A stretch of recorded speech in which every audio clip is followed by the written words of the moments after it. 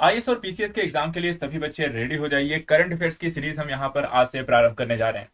ये current affairs आपको देखा जाए तो एक वार्षिकांक सीरीज है, जिसके माध्यम से हम एक साल के करंट अफेयर्स को यहाँ पर कंप्लीट करने जा रहे हैं, जिसमें 2022 के करंट अफेयर्स के साथ साथ 2023 के करंट अफेयर्स को भी इसमें रखा जाएगा। एग्जाम ओरिएंटेशन के लिहाज से इस चीजों को यहाँ पर ध्यान में रखा गया है कि आपके परीक्षा के दृष्टिकोण से किस तरीके के प्रश्न पूछे जा सकते हैं, कौन से टॉपिक इंपॉर्टेंट हो सकते हैं, क्योंकि एक साल में अगर आप देखेंगे तो बहुत सारा करंट अफेयर्स आ जाता है। लेकिन समस्या यह है कि जब हमारा रिवीजन का टाइम आता है, परीक्षा से जस्ट पहले आता है, हमारे पास 2 महीने बचे हुए हैं, 40 दिन अगर बचे हैं, तो वहां पे क्या पढ़ना है और क्या छोड़ना है, ये करंट अफेयर्स में काफी सारा क्वेश्चन, एक डाउटफुल चीजें हमेशा बनी रहती हैं। यहाँ पे 100% श्योरिटी तो एग्जाम को अगर हम देखें तो नहीं दे सकते हैं कि हाँ यही सारी चीजें यहाँ पर आएंगी या कहाँ से क्वेश्चन पूछा जा सकता है।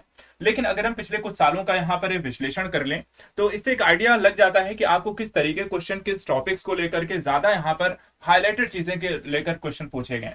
तो हमने इसी को ध्यान में रखकर इस करंट अफेयर्स की सीरीज को प्रारंभ कर रहे हैं, जिसमें सब्जेक्ट वाइज आपको करंट अफेयर्स यहाँ पर एक वार्षिकांक सीरीज लेकर आई जाएगी। इसमें हम स्टार्ट यहाँ पर पर्यावरण से कर रहे हैं। पर्यावरण के साथ साथ यहाँ पर आने वाले टॉपिक्स में हम अलग अलग विषय को लेकर यहाँ पर डिस्कस करेंगे। आज का हमारा पहला जो टॉपिक है एनवायरमेंट को लेकर है। एनवायरमेंट में पिछले एक साल में कौन सी प्रमुख घटनाक्रम यहाँ पर डेवलप हुए हैं, कौन कौन से यहाँ पे टॉपिक्स हैं जो कि यहाँ पर एज ए क्वेश्चन बन सकते हैं, किन किन कह सकते हैं कि क्वेश्चन जो पूछने का तरीका क्या हो सकता है और इन टॉपिक्स को पढ़ने का क्या तरीका होगा। देखा जाए तो करंट अफेयर्स को जब आप पढ़ते हैं तो यहाँ पे दो चीजें इंपॉर्टेंट हमेशा रखिएगा। एक करंट अफेयर्स को लेकर के जो बेसिक कह सकते हैं जिसके कारण वो चर्चा का विषय रहा है टॉपिक, और दूसरा उस टॉपिक से रिलेटेड आपको अन्य जो चीजें आती हैं जो कि आपने जीएस के अंतर्गत ऑलरेडी पढ़ रखा होगा। ठीक है, तो जैसे कोई प्रमुख संगठन हो गए, उनके कोई कॉन्सेप्ट हो गए जो कि आपने ऑलरेडी जीएस में पढ़ रखा है, लेकिन किसी कारण से वो चर्चा में आया। चर्चा में आने के कुछ रीजन हो सकते हैं, रीजन क्या है उनको हम यहाँ पर देखेंगे। लाइक कोई नया सम्मेलन हुआ होगा, कहां पर हुआ है तो वो एक उसके कारण वो चर्चा में रहा है। कोई संगठन क्योंकि जिस सम्मेलन का वहां पे आयोजन हुआ तो उससे रिलेटेड क्वेश्चन वहां पे हो सकते हैं। सरकार के द्वारा कोई पॉलिसी यहाँ पे बनाई जा सकती है, कोई रिपोर्ट या सूचकांक यहाँ पर आ गई हो, ठीक है, या फिर कोई प्रजाति यहाँ पर खोज ली गई हो, कोई नई चीजों को राष्ट्रीय उद्यान घोषित कर दिया हो, तो इस तरह की चीजें क्या होती हैं, चर्चा का विषय बन जाती हैं। हमें यहाँ पर इन्हीं चीजों को ध्यान में रखकर पढ़ना है कि क्या आया है, क्या इंपॉर्टेंट एस्पेक्ट है, क्या हमारे जीएस से रिलेट करता है और क्या हमने यहाँ पर जीएस में पढ़ रखा है, उसको हम करंट के साथ यहाँ पर रिलेट करके पढ़ेंगे। एक कह सकते हैं ना इंटर रिलेट करके पढ़ना। खासकर देखा जाए यूपीएससी में आपको इंटर रिलेट करके क्वेश्चन ज्यादा पूछते हैं, जबकि यूपीपीएससी में अगर हम देखें तो यहाँ पर फैक्चुअल क्वेश्चन आपको ज्यादा पूछते हैं। इसलिए दोनों चीजों को समाहित करके हमने यहाँ पर इस सीरीज को बनाया है और हम यहाँ पर इसी तरीके से चीजों को पढ़ने वाले हैं। तो आप लोग मेरे साथ यहाँ पर जुड़ करके करंट अफेयर्स के यहाँ पर पूरी श्रृंखला, जिसमें हम हर एक सब्जेक्ट को लेकर एक एक टॉपिक लेकर आएंगे, एक एक सब्जेक्ट के बारे में यहाँ पर डिटेल से डिस्कस करेंगे। विभिन्न टॉपिक्स को यहाँ पर डिस्कशन के साथ साथ वहां पर आपको थोड़ा बहुत आइडिया भी दिया जाएगा कि यहाँ पे क्या क्वेश्चन यहाँ पे बन सकते हैं। काम बस आपका ये है कि वीडियो को पूरा देखना है और उसके साथ साथ इसका रिवीजन भी करना है, क्योंकि यहाँ पर रिवीजन बहुत मस्ट है। एक बार तो मेरे साथ आप यहाँ पर पढ़ लेंगे, लेकिन उसके बाद भी इस वीडियो को 2 बार 3 बार जरूर देखें, ताकि यहाँ पर इसका रिवीजन हो जाए। करंट का जितना ज्यादा रिवीजन करके जाओगे उतना ही यहाँ पर बेनिफिशियल होगा। इसके साथ साथ जो टॉपिक आपको देखा जाए कि करंट के साथ इंटर रिलेट करके रहेंगे, उनको भी यहाँ पर जीएस में भी एक बार रिवीजन कर लेना है कि कौन सा टॉपिक यहाँ पर करंट में आया, तो उन जीएस के टॉपिक्स को भी रिवीजन जरूर कर लीजिएगा, क्योंकि उनके आने के चांसेस यहाँ पर ज्यादा है। ठीक है, तो चलिए प्रारंभ करते हैं आज का अपना टॉपिक। एनवायरमेंट में क्या क्या चीजें हैं, देखिए पहला टॉपिक यहाँ पर है, एक रिपोर्ट आई है जिसे आईपीसीसी की यहाँ पर ये 6ठी रिपोर्ट जारी की गई है, और इसके कारण यहाँ पर हमें ये समझना जरूरी है कि इस रिपोर्ट में है क्या। तो देखिए जलवायु परिवर्तन पर अंतर सरकारी पैनल जो है आईपीसीसी ने यहाँ पर अपनी 6ठी आकलन रिपोर्ट, जिसे AR6 नाम दिया गया है, का यहाँ पर तीसरा भाग जारी कर दिया है। इस भाग में यह रिपोर्ट का जो शीर्षक है, ध्यान रखिए कई बार शीर्षक पूछ ली जाते हैं, थीम पूछ ली जाती है, तो शीर्षक है जलवायु परिवर्तन 2022, जलवायु परिवर्तन का शमन। ये यहाँ पर आपका शीर्षक है इस AR6 रिपोर्ट का। इस AR6 रिपोर्ट में देखा जाए तो क्या क्या यहाँ पर बातें रखी गई हैं, तो देखिए यहाँ पे दो चीजों को लेकर जलवायु लक्ष्यों की प्राप्ति है तो कुछ सामान्य लक्ष्य निर्धारित किए गए हैं, जिसमें एक है वैश्विक तापमान वृद्धि को लेकर 1.5 डिग्री सेंटीग्रेड तक इसे सीमित रखने के लिए क्या क्या उपाय करने हैं। दूसरे यहाँ पर वैश्विक तापमान वृद्धि को 2 डिग्री सेंटीग्रेड सीमित करने के संदर्भित यहाँ पे क्या प्रावधान किए गए हैं। पहले देख लेते हैं 1.5 डिग्री सेंटीग्रेड के संदर्भ में। तो यहाँ पर देखिए 3 पॉइंट बताए गए हैं। पहला कि वैश्विक ग्रीन हाउस गैस उत्सर्जन के चरण को 2025 तक सीमित करना। टारगेट देखिए रखा गया है 2025 तक, और यह भी कहा गया है कि 2030 तक इसमें हमें 43% की यहाँ पर कमी करनी है, 43% की हमें यहाँ पर कमी लेकर आनी है। ठीक है, किसमें, वैश्विक ग्रीन हाउस गैसों के उत्सर्जन में। दूसरा पॉइंट यह कहा गया है कि 2050 के दशक की शुरुआत में वैश्विक निवल शून्य कार्बन डाइऑक्साइड उत्सर्जन का जो लक्ष्य है वो भी हमें यहाँ पे हासिल करना है। और तीसरा, 2030 तक मीथेन उत्सर्जन में हमें 34% की कमी रखनी है। कई बार क्वेश्चन में इस तरह के फैक्ट आपको जरूर पूछ लिए जाते हैं, जिनको यहाँ पे ध्यान में रखना है। चलिए, ये तो बात हो गई 1.5 डिग्री सेंटीग्रेड तक। बात करते हैं 2 डिग्री सेंटीग्रेड के संदर्भ में क्या है। तो वैश्विक ग्रीन हाउस गैस उत्सर्जन के चरम को 2025 तक सीमित करना, 2030 तक इसके उत्सर्जन में 27% की कमी करने के लक्ष्य बताए गए। दूसरा, 2070 के दशक की शुरुआत तक वैश्विक निवल शून्य कार्बन डाइऑक्साइड का उत्सर्जन लक्ष्य हमें यहाँ पर हासिल करना होगा। तो वेरी करता हुआ दिखाई देता है, थोड़ा सा लक्ष्य जो है, टाइम ड्यूरेशन जो है इसमें ज्यादा बताया गया है, क्योंकि 2 डिग्री सेंटीग्रेड के संदर्भ में और 1.5 डिग्री सेंटीग्रेड के संदर्भ में हमें ज्यादा बेहतर प्रयास करने होंगे और यहाँ पर कम समय में से प्राप्त कर सकते हैं। इसके साथ साथ देखिए, उपर्युक्त दोनों लक्ष्यों की प्राप्ति के संदर्भ में कुछ पॉइंट और भी यहाँ पर रिपोर्ट में बताए गए, जैसे कि 2030, 2040 और 2050 के दौरान सभी क्षेत्रों में ग्रीन हाउस गैस उत्सर्जन में तेजी तथा महत्वपूर्ण यहाँ पर कमी करना यहाँ पर जरूरी है। अर्थात लगातार आपको इसके संदर्भ में प्रयास करते रहने होंगे। और निवल शून्य उत्सर्जन के लक्ष्य तक पहुंचने के बाद नकारात्मक कार्बन डाइऑक्साइड के उत्सर्जन के लक्ष्य की ओर हमें यहाँ पर बढ़ना होगा तथा धीरे धीरे यहाँ पर इसको कम करना है और नकारात्मक स्तर तक लेकर जाना है। तो IPCC की AR6 जो रिपोर्ट है इसको ध्यान में रखिएगा, इंपॉर्टेंट एस्पेक्ट है, तीसरा भाग है, थीम ध्यान रखिएगा और इसके लक्ष्य ध्यान रखिएगा, क्योंकि क्वेश्चन आपको यही से पूछा जा सकता है। चलिए आगे देखते हैं। दूसरा एक पॉइंट यहां पर है, दूसरी यहां पर टॉपिक है महासागरीय अम्लीकरण और आर्कटिक हिम को लेकर यहां पर एक थोड़ा सा डायनामिक यहां पर डेवलप हुए हैं। लगातार आप देखें तो ग्लोबल वार्मिंग का एक जो प्रभाव पड़ा है वो महासागरीय स्तरों पर भी पड़ता हुआ दिखाई दिया है। तो यहाँ पे देखिए, अम्लीकरण की एक स्थिति यहाँ पर आपको टॉपिक आया है, जिसमें कहा गया कि शोधकर्ताओं के एक दल ने कहा है कि आर्कटिक जो महासागर है उसके पश्चिमी क्षेत्र में अगर हम देखें तो रासायनिक जो संगठन वो लगातार बदला है और इसके कारण जो महासागर के जल की कह सकते हैं तुलना में आर्कटिक महासागर में जो अम्लता का स्तर है वो आपको 3 से 4 गुना तीव्र गति से यहाँ पे वृद्धि होता हुआ दिखाई देता है। तो महासागरीय जो जल है वो अम्लीय होता जा रहा है, वो लगातार यहाँ पर अम्लीकरण की प्रवृत्ति यहाँ पर देखने को मिली है। और इसका कारण क्या है तो देखा जाए, इसमें कहा गया है कि महासागर अम्लीकरण से तात्पर्य है दीर्घ अवधि में अर्थात लंबे टाइम पे समुद्र के पीएच मान में लगातार कमी का होना। ठीक है, देखिए पीएच मान जो होता है यहाँ पर उदासीन है, आपको अगर देखा जाए 7 है, 7 से कम होगा तो आपको अम्लीय हो जाएगा, 7 से ज्यादा है तो क्षारीय होगा। इसके साथ साथ इसका मुख्य कारण क्या है महासागरों में अम्लीकरण को लेकर के, तो वायुमंडल से कार्बन डाइऑक्साइड के अवशोषण के कारण एक बड़ा रीजन ये होता है। और दूसरा, महासागरीय अम्लीकरण के संभावित जो दुष्प्रभाव हैं वहां पर आपको ये भी एक बड़ी चीजें हैं जिसके कारण आपको देखा जाए महासागरीय जल में रहने वाले जो जीव हैं उनको यहाँ पर जैसे जो जैव विविधता है वो तेजी से यहाँ पर नष्ट हो जाने के खतरा यहाँ पर बनेगा। स्वास्थ्य संबंधी यहाँ पे प्रतिकार उत्पन्न हो सकते हैं, जैविक विविधता को यहाँ पर आपको हानि हो सकती है, जलीय जीवों का यहाँ पर नष्ट हो सकते हैं और यहाँ पर साथ ही साथ जो रासायनिक जो संगठन है जल का वो यहाँ पर तेजी से बदल सकता है। तो इसके कारण आपको ग्लोबल वार्मिंग के इफेक्ट भी देखने को मिल सकते हैं। अब यहाँ पर देखिए जो चीजें हैं इनको ध्यान रखना है। महासागरीय अम्लीकरण की जो प्रवृत्ति यहाँ पर देखा जाए तो इसमें कई सारी चीजों को लेकर एक यहाँ पे एक पैराग्राफ यहाँ पे दिखाया गया है कि 1800 दशक के अंत में अम्लता को कम हो गई थी, जिसमें यहाँ पर आपको पीएच मान देखा जाए तो आपको करीब 8 से ज्यादा यहाँ पर दिखाई दे रहा है।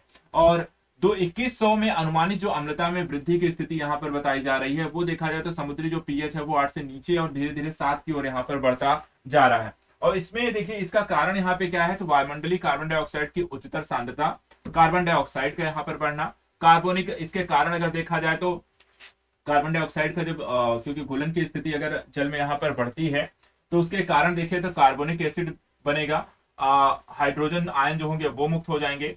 साथ ही साथ निम्नतर कार्बोनेटेड आयन के कारण आपको देखा जाए तो बाइकार्बोनेटेड निर्माण होंगे और कम और छोटे समुद्री जो होते हैं कैल्सीफाइज यहाँ पर होते चले जाएंगे। तो ये सारी चीजें यहाँ पर आपको डेवलपमेंट होती हुई दिखाई देती है।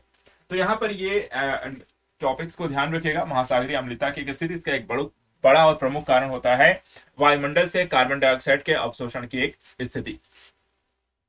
तीसरा देखिए यहाँ पर एक और टॉपिक यहाँ पर थोड़ा सा डेवलपमेंट हुई है आर्कटिक प्रवर्धन को लेकर के। ठीक है, आर्कटिक प्रवर्धन या आर्कटिक एम्प्लीफिकेशन को लेकर के यहाँ पे जो चर्चा का कारण है ये कहा गया है कि आर्कटिक प्रवर्धन के कारण जो आर्कटिक का क्षेत्र है वो शेष दुनिया से यहाँ पर 4 गुना तेजी से गर्म हो रहा है। ठीक है, अर्थात अगर हम तुलनात्मक तौर पर ये कहें कि आर्कटिक क्षेत्र ज्यादा तेजी से गर्म हो रहा है बजाय अन्य क्षेत्रों की अपेक्षा, और कितनी गुना, करीब 4 गुना तेजी से वृद्धि हो रही है। इसके देखिए कुछ रीजन से हैं और उसके कुछ प्रभावों को भी ध्यान में रखिएगा। अगर ऐसा होता है तो क्या डेवलपमेंट होती है। तो पहली चीज देखिए, आर्कटिक में निम्न अक्षांशों के सापेक्ष सतह के निकट वायु के तापमान में वृद्धि को ही हम यहाँ पे कहते हैं आर्कटिक प्रवर्धन। ठीक है, ये कॉन्सेप्ट है। आर्कटिक प्रवर्धन का मतलब क्या होता है कि निम्न अक्षांशों के सापेक्ष सतह के निकट के वायु के तापमान में वृद्धि की स्थिति। और तापमान में वृद्धि को आर्कटिक प्रवर्धन यहां पे कहते हैं, जिसमें वैश्विक तापमान देखा जाए तो आइस अल्बिडो होते हैं, लैप्सरेट फीडबैक है, जलवाष्प फीडबैक है, ओशन हीट ट्रांसपोर्ट है। ये सब देखा जाए तो आर्कटिक आपके प्रवर्धन के प्राथमिक कारणों में से एक देखे जाते हैं। और जब ऐसी स्थिति यहां पर डेवलप होती है तो इसके प्रभाव क्या पड़ने वाले हैं। देखिए यहां पे होगा क्या, इस क्षेत्र के जीवों के विशेष रूप से ध्रुवीय भालू हो गए, वेल हो गए, सील हो गए, ये सबसे ज्यादा प्रभावित होंगे, क्योंकि वहां पर वो निम्न तापमान में रहने के आदी हैं। और जैसे जैसे वहां पे तापमान बढ़ेगा उन क्षेत्रों में रहने वाले जो जीव हैं उन पर यहाँ पे एक प्रतिकूल प्रभाव पड़ेगा। इससे नए समुद्री व्यापार मार्ग लेकिन खुल जाएंगे और दूसरी तरफ यहाँ प्राकृतिक संसाधनों के और अधिक दोहन को यहाँ पे सुगम बना देता है। तो ये स्थिति आपको आर्कटिक प्रवर्धन की स्थिति के कारण था। जब भी ये चीजें जिस तरीके से डेवलप हो रही हैं, आर्कटिक क्षेत्र लोगों के व्यापारिक दृष्टिकोण से तो खुल जाएगा, लेकिन वहां पर रहने वाले जीवों के लिए एक समस्या खड़ी करेगा। तो यहाँ पर देखिए जो आर्कटिक प्रवर्धन की एक स्थिति है, यहाँ पर आप देख सकते हैं वायुमंडल में अत्यधिक यहाँ पर एयरसोल के कारण अधिक धुंध और बादल बनती है, जिससे ऊपरी वायुमंडल विकिरण की ओर यहाँ पर देखा जाए तो निचले वायुमंडल की अपेक्षा ज्यादा तेजी से आपको जो होता है ऊपरी जो वायुमंडल द्वारा विकिरण के माध्यम से जो निचला वायुमंडल है वो यहाँ पर आपको गर्म होने लगता है। इसके साथ साथ अगर महासागरीय हम स्तरीय स्तरों पर इसे देखें तो यहाँ पे देखिए जो ग्लोबल वार्मिंग की स्थिति होती है, ग्लोबल वार्मिंग के कारण समुद्री हिमालय जो है और जो बर्फ होते हैं वो लगातार पिघलते रहते हैं। और उसके कारण देखा जाए तो महासागर में एक तीव्र जैविक गतिविधि यहाँ पर बढ़ेगी, कम परावर्तन इससे होगा और उसके कारण अवशोषण की स्थिति यहाँ पर महासागरों में बढ़ेगी। उसके कारण देखा जाए तो ऊपरी जो महासागरीय जो सतह होती है वो लगातार रात को गर्म होती रहेगी, उससे अधिक ऊर्जा का प्रवाह होगा और अंततः देखा जाए तो पृथ्वी की सतह पर वायु के तापमान में वृद्धि होगी। और जब पृथ्वी की सतह पर वायु के तापमान में वृद्धि होगी तो वहां पे आर्कटिक प्रवर्धन जैसी घटनाएं आपको देखने को मिलेंगी। तो ये चीजें यहाँ पर एक आर्कटिक प्रवर्धन के कॉन्सेप्ट हैं। देखिए कई बार जो होता है कि एग्जाम में थोड़े से नए कॉन्सेप्ट को लगातार क्वेश्चन के रूप में पूछा है, तो कुछ नई चीजें डेवलपमेंट हुई हैं उसको यहाँ पर जरूर पूछ लिया जाता है, इसलिए इस तरह के जो कॉन्सेप्ट है उनको यहाँ पर ध्यान में रखना है। अगला यहाँ पे देखिए UNFCCC के पक्षकारों का 27वां सम्मेलन जिसे हम कहते हैं COP27 का यहाँ पर सम्मेलन हुआ है। इस सम्मेलन से संबंधित देखिए यहाँ पे कई बार जो क्वेश्चन बनते हैं कि कौन सा सम्मेलन था और कहाँ पे हुआ। तो COP27 देखिए 19 किस संस्था के द्वारा आयोजित होता है, तो UNFCCC। COP27 का जो आयोजन इस बार हुआ मिस्र देश में, मिस्र के यहाँ पर देखिए शर्म अल शेख में यहाँ पर आपको संपन्न हुआ। अब यहाँ पर इस सम्मेलन में जब भी चीजें होती हैं तो यहाँ पर कुछ लक्ष्य उद्देश्य निर्धारण इस तरह की चीजें गतिविधियां होंगी। तो यहाँ पर देखिए जो मिस्र में आपका COP27 का कह सकते हैं कि सम्मेलन हुआ, वहां पर जो लक्ष्य निर्धारित किए गए, पहला है कि परिवर्तनकारी अनुकूलन को एजेंडे को अपनाया गया है। दूसरा, केवल संकल्प के बजाय बड़े पैमाने पर तथा समयबद्ध कार्यान्वयन को अपनाया जाए, सिर्फ बातें नहीं करनी है बल्कि क्रिया को करना है। हानि और क्षति के लिए स्पष्ट समर्थन व कार्यवाही करने की आवश्यकता है। कम उत्सर्जन और जलवायु अनुकूल के विकास के आधार पर एक प्रतिबंध और जस्ट ट्रांजिशन सुनिश्चित करना है। और साथ ही साथ प्रतिबद्धताओं संकल्पों को पीछे हटने से बचना, विकासशील देशों के जलवायु वित्त जुटाना, वित्त उपलब्ध कराना और उचित वितरण करना, ये सारी चीजें अगर देखा जाए तो COP27 के यहाँ पे लक्ष्यों के रूप में निर्धारित की गई। अब इससे जुड़ा हुआ एक और पहलू है कि यहाँ पर कई बार आपको ऐसे संगठनों के बारे में भी क्वेश्चन पूछा जाता है। करंट का जो चर्चा का विषय है, जो कॉन्सेप्ट है वो तो हमने देख लिया, चलिए थोड़ा सा यहाँ पे देख लेते हैं UNFCCC के बारे में। ठीक है, देखिए यहाँ पर UNFCCC का जो फुल फॉर्म है यहाँ पे जलवायु परिवर्तन पर संयुक्त राष्ट्र फ्रेमवर्क कन्वेंशन है। इनकी उत्पत्ति जो होती है 1992 में रियो डी जेनेरियो में हुए पृथ्वी शिखर सम्मेलन हुए और 1994 में इसे अपना लिया गया। इसके बाद इसका जो उद्देश्य यहाँ पर है, पहला है कि वायुमंडल में ग्रीन हाउस गैस की सांद्रता को उस स्तर पर स्थित करना जो जलवायु प्रणाली को अगर हम देखें तो खतरनाक मानव जीवन के सापेक्ष यहाँ पर एक तरीके से हस्तक्षेप को रोक सके और ऐसी समय सीमा के भीतर इसे लेकर आया जाए ताकि परिस्थिति तंत्र जलवायु परिवर्तन के स्वाभाविक रूप से अनुकूलित होने के समय पर्याप्त यहाँ पर समय मिल सके। अर्थात एक तरीके से देखा जाए तो मानव के अनुकूल परिस्थिति तंत्र को बनाए रखना है और ग्लोबल वार्मिंग जैसे इफेक्ट को यहाँ पर बढ़ने से रोकना है। इसके साथ साथ यह भी सुनिश्चित करना है कि खाद्य उत्पादन को यहाँ पर आपको खतरा ना हो, कि सभी के लिए फूड सप्लाई लगातार बनी रहे, उसके उत्पादन का स्तर लगातार अच्छा रहे और आर्थिक विकास को अस्थायी रूप से हम आगे बढ़ाने में भी सक्षम रहे। तो देखा जाए तो इकोनॉमिकल पर्पस है, फूड प्रोसेसिंग यहाँ पर सभी को उपलब्ध कराना, ग्लोबल वार्मिंग और पारिस्थितिकी तंत्र को बेहतर बनाना, ये सारे इसके उद्देश्य हैं। सदस्यता देखें तो इसका यहाँ पर 198 यहाँ पर सदस्य हैं इसके, और भारत भी देखा जाए तो इसका एक सदस्य है। इसके साथ साथ इस कन्वेंशन के तहत स्थापित प्रमुख समझौतों में क्योटो प्रोटोकॉल और पेरिस जलवायु समझौते, ये दो प्रमुख जो हम पढ़ते हैं जलवायु परिवर्तन के दृष्टिकोण से, पेरिस और क्योटो, ये दोनों ही यहाँ पर देखें तो यूएनएफसीसीसी के अंतर्गत यहाँ पर साइन हुए हैं। इसके अलावा देखा जाए तो यहाँ पर यूएनएफसीसीसी का परिचालन जो तंत्र है वो यहाँ पर आपको 3 एस्पेक्ट इसमें देखे जा सकते हैं। पहला है कॉन्फ्रेंस ऑफ पार्टीज, जिसे हम सीओपी कहते हैं। यह यूएनएफसीसीसी का शीर्ष निर्णय निर्माणकारी इकाई होता है, ठीक है। इस कन्वेंशन के सभी पक्षकारों का प्रतिनिधित्व सीओपी में है और सामान्यतः इसकी बैठक प्रतिवर्ष होती है, और जब तक कि सीओपी द्वारा इनमें कोई परिवर्तन नहीं किया जाता। तो सीओपी का ये सबसे कह सकते हैं प्रमुख निकाय, निर्णय करने वाला निकाय, और प्रतिवर्ष यहाँ पर बैठक। दूसरा सीओपी क्योटो प्रोटोकॉल के पक्षकारों की बैठक, जिसे हम सीएमपी के रूप में यहाँ पर जानते हैं। इनको देखें, इनका क्या काम है? क्योटो प्रोटोकॉल के कार्यान्वयन की निगरानी करना, क्योटो प्रोटोकॉल के पक्षकार सभी देशों को प्रतिनिधित्व और गैर पक्षकार देश में पर्यवेक्षक के रूप में भाग लेते हैं। और तीसरा इसमें अगर देखा जाए तो सीएमए है, जो सीओपी पेरिस समझौते के पक्षकारों की बैठक के रूप में कार्य करता है। यह पेरिस समझौते कार्यान्वयन की निगरानी, इसके प्रभावी क्रियान्वयन को बढ़ावा देने के लिए निर्णय लेता है। सीएमए में पेरिस समझौते के पक्षकार सभी देशों का प्रतिनिधित्व आपको करते हुए दिखाई देंगे और गैर पक्षकार देश इसमें पर्यवेक्षक के रूप में भी पार्टिसिपेट करते हैं। तो ये थोड़ा सा यहाँ पर जब भी आप इस तरीके के टॉपिक पढ़ें करंट के कारण, तो जब भी इससे कोई संगठन जुड़ा हुआ हो, जीएस का कोई चीजें हैं, तो वहां पर हमें एक बार रिवीजन जरूर कर लीजिएगा। चलिए बात करते हैं अगला एक करंट एस्पेक्ट को। देखिए, भारत की दीर्घकालीन निम्न उत्सर्जन विकास रणनीति, लगातार पिछले कई सालों में भारत सरकार के द्वारा जिस तरीके से जलवायु परिवर्तन के परिप्रेक्ष्य में यहाँ पर लगातार निर्णय लिए गए हैं, लगातार उपाय किए गए हैं, लक्ष्य बनाए गए हैं, प्रयास किए जा रहे हैं, वो हमेशा हाईलाइटेड रहे और उस पर से काफी सारे क्वेश्चन लगातार पूछे भी गए। इसलिए यहाँ पर ऐसी चीजों पर, ऐसे करंट पर आपको ध्यान में रखना चाहिए। देखिए, यहाँ पर इसे शॉर्ट फॉर्म में हम एलटी लेट्स यहाँ पर कहते हैं, और यूएनएफसीसीसी के समक्ष अपनी दीर्घकालीन निम्न उत्सर्जन विकास रणनीति को भारत सरकार के द्वारा यहाँ पे प्रस्तुत किया गया है। देखा जाए तो यहाँ पर अपनी भारत की दीर्घकालीन निम्न उत्सर्जन विकास जो रणनीति है एलटी लेट्स, वहां पर देखें तो 4 चीजों के बारे में सरकार ने यहाँ पर डिस्कस किया है भारत के द्वारा। पहला, संचयी वैश्विक ग्रीन हाउस गैस उत्सर्जन में भारत के ऐतिहासिक योगदान अगर देखे जाए तो यहाँ पे नगण्य है। विकास के लिए भारत की ऊर्जा जरूरतें यहाँ पर काफी अधिक हैं और भारत विकास के लिए निम्न कार्बन रणनीतियों को आगे बढ़ाने हेतु प्रतिबद्ध है, राष्ट्रीय परिस्थितियों के अनुसार सक्रिय रूप से उनका अनुसरण कर रहा है और भारत को जलवायु परिवर्तन के विरुद्ध सहनशील बनाने की भी यहाँ पर जरूरत है। तो यहाँ पर विकास रणनीति के तहत भारत देखिए एक तरफ ऐसा एक देश है जो विकासशील है, जिसकी जरूरतें बहुत ज्यादा हैं, जिसके लोगों की यहाँ पे आकांक्षाएं बहुत ज्यादा है।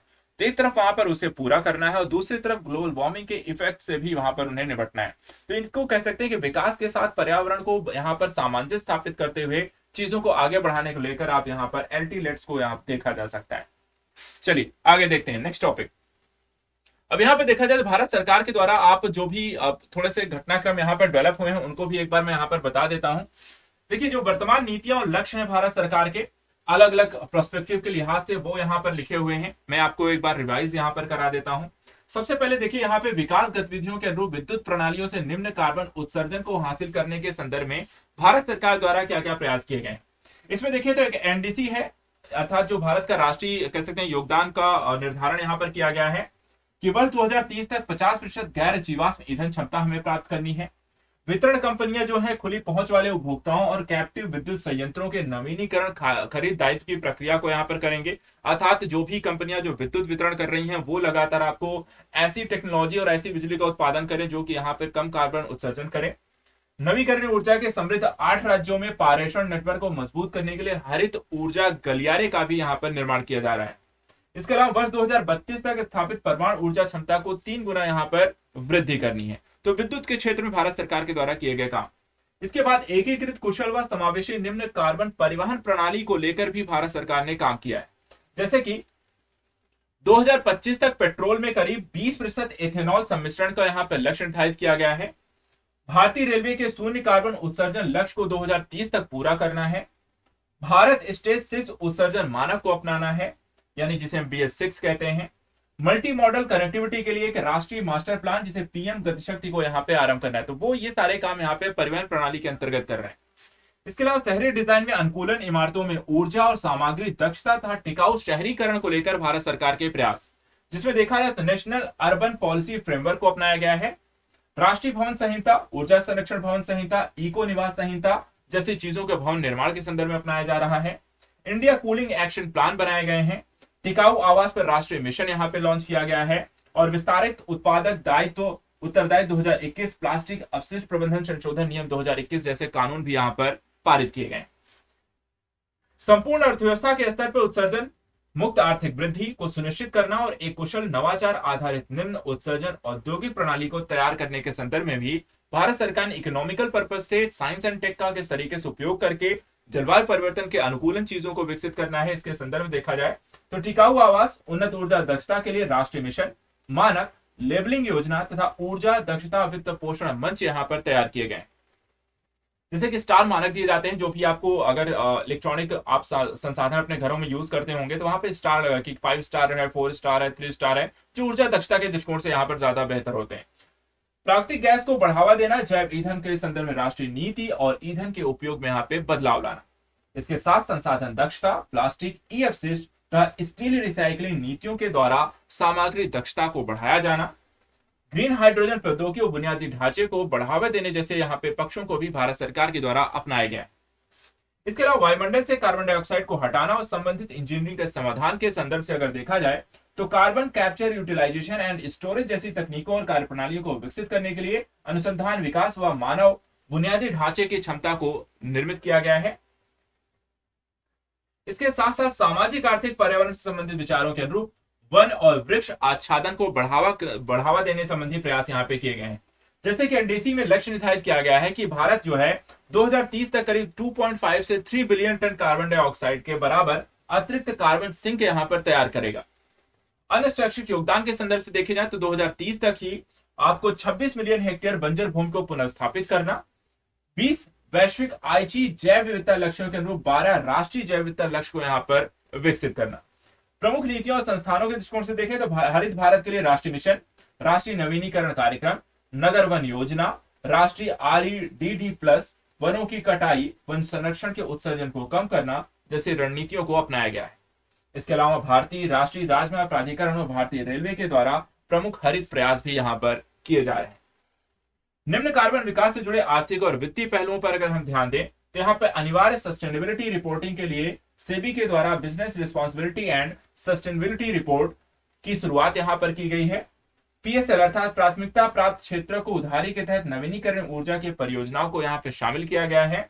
और जलवायु जोखिम संधारणी वित्त से जुड़े निवेश के क्षेत्र में नियामक पहल को नेतृत्व करने के लिए RBI के द्वारा सस्टेनेबल फाइनेंस की ग्रुप की यहाँ पर स्थापना की गई है। तो ये जो पहलू है भारत सरकार के द्वारा किए गए प्रयासों को यहाँ पर ध्यान दीजिए। काफी सारे एस्पेक्ट्स को अगर हम देखें तो भारत सरकार ने यहाँ पर अपने कार्यक्रमों के माध्यम से एक वैश्विक स्तर पर आप नेतृत्व प्रदान करने के दृष्टिकोण से आप इन्हें देख सकते हैं। इसके बाद आता है स्टॉकहोम सम्मेलन के 50 वर्ष पूरे हैं। कई बार इस तरह के घटनाक्रम जिनके 50 वर्ष, 100 वर्ष, 75 वर्ष इस तरह की चीजें पूरी हो रही हैं, वो भी आपको हाईलाइटेड हो जाते हैं, करंट के एस्पेक्ट बनते हैं। तो चलिए देखते हैं यहाँ पर।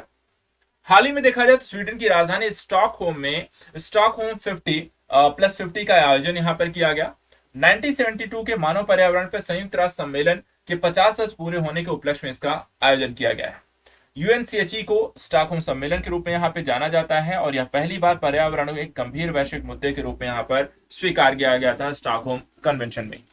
अगर देखा जाए तो यहाँ पर स्टॉकहोम कन्वेंशन के तहत हम जो भी लगातार डेवलपमेंट हुई है, जैसे कि यहाँ पर 1965 में UN साइंस एडवाइजरी कमेटी ने वायुमंडलीय तापमान की वृद्धि में मानव द्वारा उत्सर्जन कार्बन डाइऑक्साइड की भूमिका को उजागर किया। वहीं 1967 में देखें तो कार्बन डाइऑक्साइड के स्तर में दोगुनी वृद्धि से वैश्विक तापमान में 2 डिग्री सेंटीग्रेड तक बढ़ जाएगा जैसी चीजों के बारे में बात की गई। 1968 में कहा गया कि पहली बार संयुक्त राष्ट्र महासभा में वैज्ञानिक साक्ष्यों के आधार पर जलवायु परिवर्तन पर चर्चा की गई। वहीं 1968 में स्वीडन ने स्टॉकहोम सम्मेलन का प्रस्ताव यहाँ पर दिया था। इसके अलावा कार्यवाही योग्य एजेंडे के लिए अगर हम स्टॉकहोम 50+ की सिफारिशें भी यहाँ पर देख लीजिए। 2 चीजों को लेकर यहाँ पर सिफारिश की गई सम्मेलन में। पहला कि मानव कल्याण को केंद्र में रखकर स्वस्थ पृथ्वी और सभी के लिए समृद्धि को यहाँ पर हासिल करना। वहीं दूसरा एस्पेक्ट अगर हम देखें, स्वच्छ स्वस्थ संधारणीय पर्यावरण के अधिकार को मान्यता देना और उसे लागू करना। तो ये यहाँ पे स्टॉकहोम 50 सम्मेलन के कुछ प्रमुख पहलू हैं। अगले कॉन्सेप्ट पे आते हैं, ओजोन और ओजोन क्षयकारी पदार्थ अर्थात ओएसडी के बारे में यहाँ पर थोड़ा सा देख लीजिए। देखिए, जब भी यहाँ पर ओजोन का क्षरण यहाँ पर होता है तो इसके लिए पराबैंगनी किरणें जो होती हैं, सीएफसी जो है, वो उसके अणु जो होते हैं क्लोरीन परमाणु को यहाँ पर नष्ट करते हैं और क्लोरीन परमाणु ओजोन अणु को विखंडित करते हैं, जिससे ओजोन परत में यहाँ पर छेद हो जाता है और इस दौरान जो होता है क्लोरीन मोनोऑक्साइड और ऑक्सीजन के अणु का यहाँ पर निर्माण करते हैं। अब देखा जाए तो यहाँ पर आप जो गैसें जो हानिकारक है क्लोरोफ्लोरोकार्बन के अंतर्गत, एक तो यहाँ पे देखिए क्लोरीन, फ्लोरीन और कार्बन डाइऑक्साइड, इनका एक सम्मिश्रण यहाँ पर देख सकते हैं। इसके अलावा यहाँ पर ओजोन, यहाँ पर जिसको हम कहते हैं जो ऑक्सीजन के साथ संबद्ध होकर यहाँ पे ओजोन का अणु बनता है। तो यहाँ पर देखिए ओजोन परत के द्वारा पृथ्वी की यूवी जो किरणें होती हैं, ओजोन हमारे लिए इंपॉर्टेंट क्यों है, क्योंकि सूर्य की जो पराबैंगनी किरणें हैं वो पृथ्वी जो होता है वो आपको वायुमंडल में ही रोक ली जाती हैं, आपको नीचे यहाँ पर नहीं आने दिया जाता है, जिससे क्योंकि अगर आप पराबैंगनी किरणों के सीधे संपर्क में आते हैं तो वहां पर कैंसरकारी यहाँ पर प्रवृत्तियां उत्पन्न होती हैं। अब ये देखा जाए तो आपका जो क्षोभ मंडल है 10 से 50 और समताप मंडल है 0 से 10 किलोमीटर के संदर्भ में यहाँ पर इनकी आपको एक स्थिति इसमें देखी जाती है। ओजोन क्षयकारी रसायनों के दृष्टिकोण से अगर आप देखें तो इसमें कौन कौन सी चीजें हैं, तो सीएफसी आती है जिसमें एरोसोल, रेफ्रिजरेंट और सॉल्वेंट्स जैसे तत्व शामिल हैं। एचसीएफसी जो होती है जिसमें एरोसोल, रेफ्रिजरेंट, सॉल्वेंट आते हैं। हैलोन शामिल है जो कि अग्निशामक आपको यंत्र में यूज होते हैं, और मिथाइल ब्रोमाइड जो कि कीटनाशक के तौर पे यूज होते हैं। ये सारी जो कह सकते हैं गैसेस हैं वो आपको ओजोन के लिए नुकसानदायक होती है। चलिए अगला यहां पर देखते हैं। अगला टॉपिक इसमें है संयुक्त राष्ट्र महासम्मेलन यूएनओसी। देखा जाए तो सुर्खियों में क्यों है, क्योंकि हाल ही में इसका द्वितीय संयुक्त राष्ट्र महासागर सम्मेलन, जिसे हम लिस्बन घोषणा पत्र के साथ यहां पर समाप्त हो गया है। ये एक राजनीतिक घोषणा पत्र है और इसका जो शीर्षक है, ध्यान रखिएगा, वो है our ocean our future, call for action. और इसे केन्या और पुर्तगाल की सह मेजबानी में लिस्बन में यहाँ पे आयोजित किया गया था। देखा जाए अगर इस लिस्बन घोषणा पत्र के जो प्रमुख जो पहलू हैं, जो प्रतिबद्धताएं यहाँ पर व्यक्त की गई हैं, 4 प्रमुख पहलुओं पर यहाँ पर प्रतिबद्धताएं व्यक्त की हैं। पहला कि 2030 तक हमें 30% राष्ट्रीय समुद्री क्षेत्रों का संरक्षण करना है, उनमें वृद्धि करनी है। दूसरा, वर्ष 2040 तक कार्बन तटस्थता को प्राप्त करना है। तीसरा, समुद्र के अम्लीकरण, जलवायु लचीलेपन परियोजनाओं पर अनुसंधान, निगरानी, नियंत्रण एवं पर्यवेक्षण हेतु यहाँ पर धन को आवंटित करना है। और चौथा, प्लास्टिक प्रदूषण को कम करना और अक्षय ऊर्जा के उपयोग को बढ़ावा देना। तो यूएनओसी के यहाँ पे जो प्रमुख प्रतिबद्धताएं हैं या लिस्बन जो घोषणा पत्र है उसके प्रमुख पहलू जो हैं उनको यहाँ पे ध्यान में रखिएगा।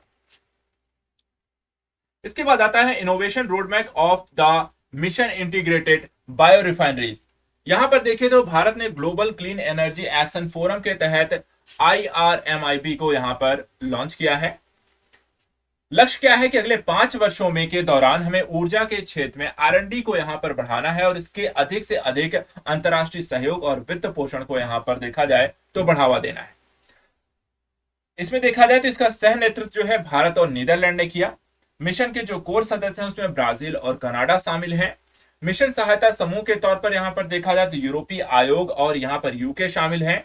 और इसका उद्देश्य जो है, इसका उद्देश्य एकीकृत बायो रिफाइनरीज के व्यवसायीकरण में तेजी लाने के लिए नवीन समाधानों का विकास और प्रदर्शन करना। इसके साथ साथ अगर आप देखें तो यहाँ पर मिशन इनोवेशन के 7 मिशन यहाँ पर आपको बताए गए हैं।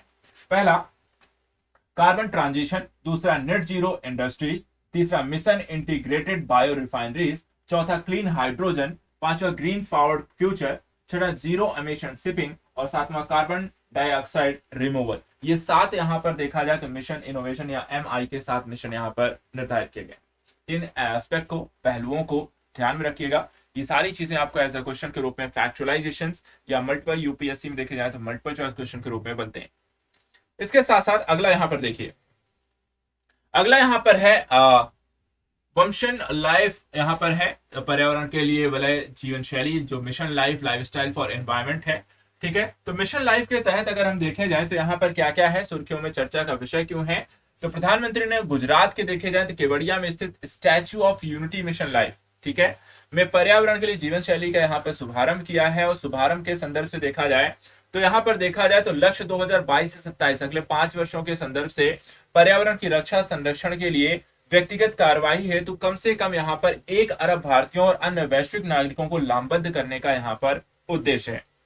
इसमें देखा जाए तो भारत कम से कम 80% गांवों और शहरी स्थानीय निकायों को 2028 तक पर्यावरण के अनुकूल बनाने का लक्ष्य निर्धारित किया गया है। दूसरा, मिशन की जो अवधि इसमें रखी गई है यह 5 वर्षीय कार्यक्रम के रूप में चलेगा और इसके तहत हमारे सामूहिक दृष्टिकोण में 3 मुख्य बदलावों को साकार करने का यहाँ पे प्रयास किया जाएगा। इसके साथ साथ अगर हम देखें तो भारत सरकार ने यहाँ पर देखिए 3 बदलावों की बात की है। वहीं कार्रवाइयों की जो सूची है यहाँ पर 7 प्रकार के कार्रवाइयों की सूची भी जारी की है। 3 बदलावों को सबसे पहले हम देख लेते हैं। पहला जो बदलाव यहाँ पर है वो मांग में बदलाव लेकर आना है। मांग में बदलाव के दृष्टिकोण से देखें तो दुनिया भर में लोगों को अपने दैनिक जीवन में सरल किंतु प्रभावी पर्यावरण अनुकूल कार्यों को अपनाने के लिए प्रेरित करना, अर्थात हर एक व्यक्ति को पर्यावरण अनुकूलित कार्यों में यहाँ पे लगाना है, क्योंकि सभी का योगदान ही पर्यावरण को हम ज्यादा बेहतर और तीव्र गति से यहाँ पर उसके अनुकूलन या बढ़ते ग्लोबल वार्मिंग के इफेक्ट को हम कम कर सकते हैं। दूसरा, आपूर्ति में भी हमें बदलाव करना है। आपूर्ति कैसी करनी है तो व्यक्तिगत स्तर पर मांग में व्यापक बदलाव, ताकि हितधारकों को मांगों में बदलाव के अनुरूप आपूर्ति तथा खरीद को अनुकूलित करने का प्रयास किया जाए। अर्थात जैसी मांग होगी वैसी आपूर्ति होगी। अगर मांग जो होगी वो पर्यावरण अनुकूलित होगी तो आपूर्ति भी हमें वैसी ही यहाँ पर सुनिश्चित करनी है।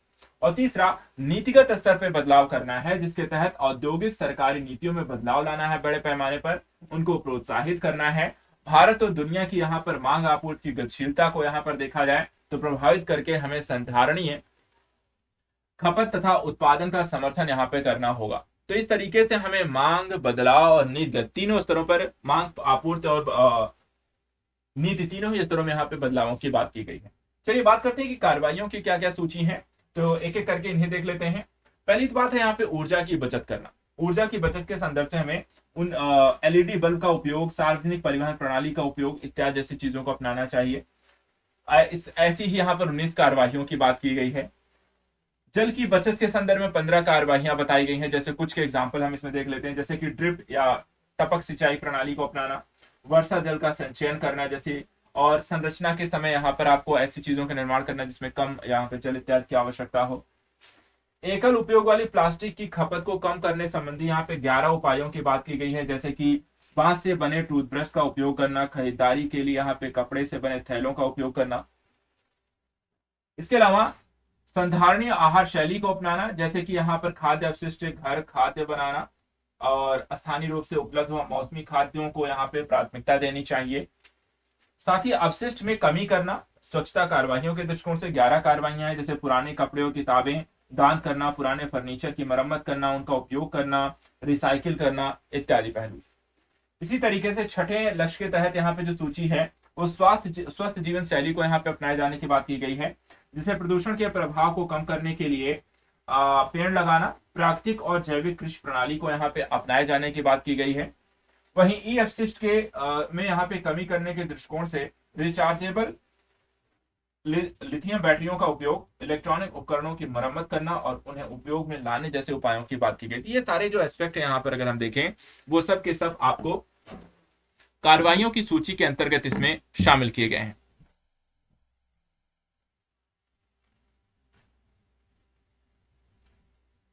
अगला है भारत के राष्ट्रीय स्तर पर निर्धारित योगदान यानी कि एनडीसी के संदर्भ से, उनको भी यहाँ पर देख लेते हैं।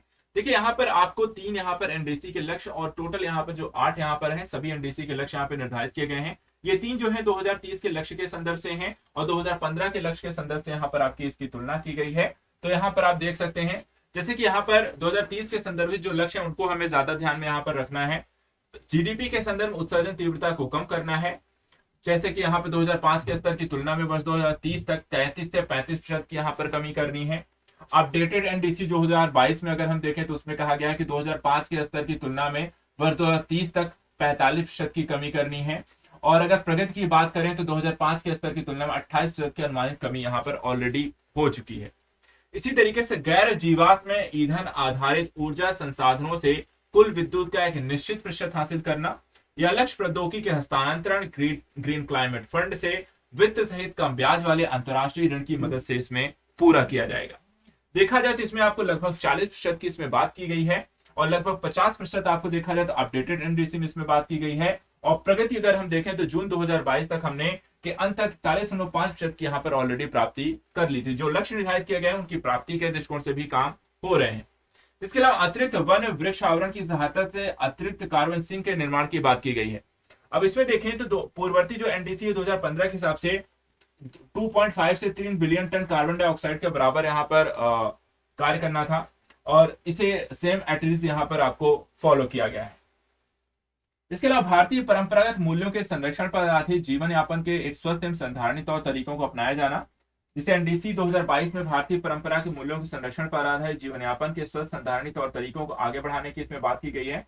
इसमें जलवायु परिवर्तन की समस्या से निपटने की कुंजी के रूप में लाइफस्टाइल एनवायरमेंट नामक एक जन अभियान को भी इसमें शामिल किया गया है। तो सरकार ने अपनी एनडीसी 2015 में जो निर्धारित किया उसको ज्यादा बेहतर तरीके से बनाने के लिए नए तरीके अभियानों कार्यक्रमों को यहाँ पर शामिल किया गया। इसी तरीके से एनडीसी 15 में कहा गया था कि आर्थिक विकास के इसी स्तर पर दूसरे देशों के अब तक के अपनाए गए मार्ग के विपरीत जलवायु अनुकूल और स्वच्छ मार्ग को यहाँ पे अपनाया जाएगा। अब इसे यहाँ पर देखिए इट इज यहाँ पर आपको आगे भी 2022 में अपडेट कर दिया गया है। छठी जो बात कही गई थी एनडीसी 15 में कहा गया था कि जलवायु परिवर्तन के प्रति सुभेद क्षेत्रों में विकास कार्यक्रमों, आपदा प्रबंधन में निवेश बढ़ाकर जलवायु परिवर्तन के प्रति बेहतर अनुकूलन क्षमता को प्राप्त करना है। ऐसे सुभेद क्षेत्रों में कृषि क्षेत्र, जल संसाधन, हिमालयी क्षेत्र, तटीय क्षेत्र और स्वास्थ्य जैसे पहलुओं को इसमें शामिल किया गया। अब इसी एस्पेक्ट को देखा जाए तो इन्होंने एट यहाँ पर आगे भी यहाँ पे बढ़ा दिया गया। रीजन क्या है, जो चीजें अपडेटेड हुई होंगी क्वेश्चन के रूप में उनसे बन सकते हैं, जिसमें कुछ परिवर्तन किए गए एनडीसी लक्ष्यों में, वो आपको इसमें एज ए क्वेश्चन इसमें बन सकता है। जैसे कि यहाँ पर जो परिवर्तन हुई है, जो प्रगति है, जो कह सकते हैं जो फैक्ट हैं, इन फैक्ट को ध्यान रखिए क्योंकि इसमें चेंजेस हुए हैं और ग्लोबल वार्मिंग, जलवायु परिवर्तन लगातार एक हमेशा एक हाईलाइटेड मुद्दा रहा है, इसलिए इन पर एक नजर जरूर बना के रखिएगा। इसके अलावा देखिए सातवें जो पहलू इसमें शामिल किया गया था, घरेलू पूंजी के साथ साथ विकसित देशों में नई और अतिरिक्त धनराशि को जुटाना, फंड्स की कमी नहीं होगी और उपयुक्त समय अनुकूल कार्यों को पूरा करना, इसे भी ऐसे ही आगे बढ़ा दिया गया है। और आठवां जो बात है, भारत में अत्याधुनिक जलवायु प्रौद्योगिकी को यथाशीघ्र अपनाने की क्षमता का निर्माण करना। इसके अतिरिक्त भावी प्रौद्योगिकियों के संयुक्त अनुसंधान, विकास, घरेलू फ्रेमवर्क, अंतरराष्ट्रीय संरचना का निर्माण, इसे भी इट इज यहाँ पर देखा जाए तो एनडीसी 2022 के लक्ष्यों के तौर पे अपडेट कर दिया गया है। इसके बाद इसमें आता है यूएनईपी के द्वारा जारी उत्सर्जन अंतराल 2022 की रिपोर्ट। देखिए यहाँ पर कहा गया है जिसके कुछ मुख्य निष्कर्ष हैं इस रिपोर्ट्स के। हमेशा इस तरह की रिपोर्ट्स में करंट एस्पेक्ट अगर आप देखेंगे तो हमेशा कुछ लक्ष्य फैक्ट यही आपको हमेशा हाईलाइटेड रहते हैं और यही आपको यहाँ पे पता होना चाहिए। देखिए इस रिपोर्ट में कहा गया पहली बात कि ग्लोबल वार्मिंग को 2 या 1.5 डिग्री सेल्सियस तक के सीमित रखने संबंधी लक्ष्यों हासिल करने के लिए वैश्विक ग्रीन हाउस गैस उत्सर्जन में हमें 30 या 45% की कटौती करनी होगी।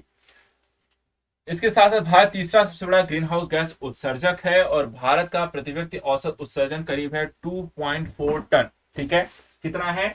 2.4 टन कार्बन डाइऑक्साइड के बराबर है, जो कि वैश्विक औसत की तुलना में यहाँ पर आपका बहुत ही कम है। बॉटम 50% परिवार वैश्विक स्तर पर कुल ग्रीन हाउस उत्सर्जन के 12% यहाँ पर उत्तरदायी हैं, जबकि टॉप जो 1% हैं परिवार कुल उत्सर्जन के करीब 17% यहाँ पर उत्तरदायी हैं। अर्थात जो उच्च वर्गीय हैं वो ज्यादा कार्बन डाइऑक्साइड का उत्पादन कर रहे हैं बजाय निम्न वर्गीय लोगों के। इसके साथ साथ बॉटम 50% या किसी देश या क्षेत्र में सबसे कम उत्सर्जन करने वाले 50% परिवारों को यहाँ पर आपको संदर्भित करता है। इन फैक्ट को ध्यान रखना है। चलिए अगली बात यहाँ पर आता है carbon capture, utilisation and storage को लेकर के। तो यहाँ पर देखा जाए तो इसे CCUS policy framework and it's deployment mechanism in India के शीर्षक से इस रिपोर्ट को यहाँ पर जारी किया गया है। देखिए कार्बन कैप्चर करना, उपयोग करना, भंडारण करने के संदर्भ से करना क्या होता है। कार्बन कैप्चर करने का मतलब है कि बायोमास ईंधन वाले बिजली स्टेशन, औद्योगिक सुविधाओं या सीधे हवा से कार्बन डाइऑक्साइड को कैप्चर करना है। उपयोग कैसे करना है? तो कार्बन कैप्चर की गई कार्बन डाइऑक्साइड का उपयोग उत्पादों और सेवाओं को बनाने के एक संसाधन या फीड स्टॉक के रूप में किया जाता है। उसके बाद अगर देखा जाए इसका परिवहन किया जाता है। संपीड़ित कार्बन डाइऑक्साइड को जहाज, ट्रक, पाइपलाइन के द्वारा कैप्चर किए गए बिंदु से उपयोग या भंडारण बिंदु तक इसे लेकर जाया जाता है। और उसके बाद भंडारण के स्तर पर देखा जाए तो भूमिगत भूवैज्ञानिकों के संरचनाओं में कार्बन डाइऑक्साइड को स्थायी रूप से यहाँ पे भंडारित कर दिया जाता है। तो एक तरीके से यहाँ पर देखा जाए तो ये देखिए जैसे कि आपको बायोगैस ईंधन हो गया, यहाँ से निकल रहा है, इसको ये कैप्चर करते हैं। कैप्चर करने के बाद देखा जाए तो यहाँ पर इसका उपयोग करने के संदर्भ से आपको देखा जाए तो विभिन्न प्रकार की सेवाओं के दृष्टिकोण से हम इसका उपयोग कर सकते हैं। फिर इसको परिवहन किया जाता है जहाज, ट्रक, पाइपलाइन इत्यादि के माध्यम से। और यहाँ पर देखा जाए तो इसको फिर आपको भूमिगत स्तरों पर यहाँ पर संपीड़ित आपको ऑलरेडी कर दिया जाता है, जो नीचे यहाँ पर कार्बन डाइऑक्साइड भूमिगत स्तर पे स्टोर कर दिया जाता है। इस तरीके से ये पूरा कार्बन कैप्चर की प्रक्रिया, उपयोग और भंडारण की स्थिति देखी जाती है। इसके साथ साथ देखिए कुछ क्लाइमेट टिपिंग पॉइंट्स की भी यहाँ पर आपको चर्चा की गई है, जो कि हम मैप के थ्रू भी यहाँ पर देखेंगे। देखिए यहाँ पे पहली कार्बन न्यूट्रल पंचायत की यहाँ पर बात की गई है, थोड़ा सा उसको देख लीजिए। जम्मू की पहली पंचायत भारत की पहली कार्बन न्यूट्रल पंचायत बन गई है। तो इनको ध्यान रखिएगा, पहली इस तरह के फैक्ट बहुत पूछ ले जाते हैं कि भारत की पहली कार्बन न्यूट्रल पंचायत कौन सी है, तो जम्मू कश्मीर की है। कार्बन न्यूट्रलिटी क्या है, तो उसको भी यहाँ पे समझ लीजिए, कॉन्सेप्ट क्या है। कार्बन सिंक में कार्बन उत्सर्जित करने और वातावरण से कार्बन को अवशोषित करने के बीच के संतुलन की स्थिति ही कार्बन न्यूट्रलिटी है।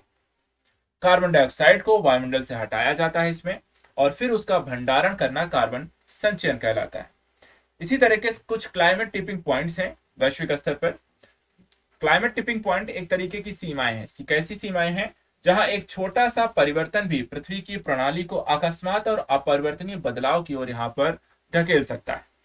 और वैश्विक स्तर पर कुल 9 क्लाइमेट टिपिंग पॉइंट्स की पहचान की गई है। इनमें से एक आर्कटिक हिमावरण का क्षेत्र भी इसमें आपको शामिल है। ये देखिए, ये टोटल आपको 9 यहां पर है। देखिए जो पहला जो क्षेत्र आप यहाँ पर मैप में देख रहे हैं, ये अमेजन का वर्षावन है, जो बार बार यहाँ पर सूखे पड़ने की स्थिति इसमें देखी जा रही है। दूसरा यहाँ पर आप देख सकते हैं, ये सबसे ऊपरी वाला पार्ट यहाँ पे देखिए जो आर्कटिक हिमावरण है, और हिमावरण के यहाँ पे क्षेत्र में देखा जाए तो लगातार आपको एक कमी की स्थिति इसमें देखी जा रही है। तीसरा एस्पेक्ट देखा जाए तो यहाँ पे अटलांटिक सागर की एक स्थिति को ये दिखाया जाता है, जो ये वाला मिडिल वाला पार्ट आपको इसमें देखने को मिला है। यहाँ पे अटलांटिक जो परिसंचरण की स्थिति है, इसकी जो गति है 1950 के दशक की तुलना में धीमी है, अर्थात जो समुद्री जो कह सकते हैं परिसंचरण है, डीप वाटर सर्कुलेशन जो होते हैं, वो यहाँ पर आपको काफी कम यहाँ पर धीरे धीरे होता हुआ दिखाई दे रहा है। चौथा जो पॉइंट आप यहाँ पर देख रहे हैं, जो बोरियल 1 है, जो लगातार आप अमेरिका में कनाडा जैसे क्षेत्रों में आग लगने की घटनाएं लगातार आप सुनने को मिलते हैं, वो एरिया यहाँ पर है, बोरियन 1 इसे हम कहते हैं। पांचवा देखिए यहाँ पर आपको है, जो हम ग्रेट बैरियर रीफ की बात करते हैं ऑस्ट्रेलिया के पास, यहाँ पर देखिए प्रवाल भित्तियां जो है व्यापक पैमाने पर लगातार कम हो रही हैं, प्रवाल विरंजन की घटनाएं बढ़ी हैं। छठा जो है, जो ग्रीनलैंड का एरिया है, इस एरिया को आप देख सकते हैं, ये ग्रीनलैंड है आपका। ग्रीनलैंड का जो हिमावरण है, हिमावरण में तीव्र गति से यहाँ पर आपको कमी देखने को मिली है। सातवां जो है वो परमाफ्रॉस्ट पिघल रहा है, जो कि आपको रशिया का क्षेत्र आप इसमें देख सकते हैं। आठवां अगर आप देखें तो यहाँ पर आप देख सकते हैं, सॉरी ये है आठवां, जो पश्चिम अंटार्कटिका हिमावरण में तीव्र गति से यहाँ पर कमी आपको देखने को मिली है। और नौवां जो है वो विल्कस बेसिन है, जो पूर्वी अंटार्कटिका में ही है, ये एरिया है आपका, ठीक है। यहाँ पर देखा है तीव्र गति से हिमावरण की आपकी कमी हुई है। ये 9 एरियाज हैं जिसको हम टिपिंग पॉइंट कहते हैं, और इनमें लगातार आपको देखा जाए तो बड़े स्तर पर यहाँ पर परिवर्तन होने शुरू हुए हैं, और यहाँ पे हुए परिवर्तनों को हम आगे चेंज भी नहीं कर पाएंगे। चलिए अगली बात यहाँ पर आती है, एक और कॉन्सेप्ट है ग्रीन वॉशिंग का लेकर के। क्या है ग्रीन वॉशिंग?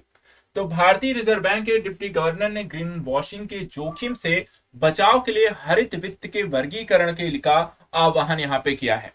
ग्रीन वॉशिंग जो शब्दावली है वो 1968 में लेकर आई गई थी, और इसे दिया था जे वेस्टरवेल्ड के द्वारा।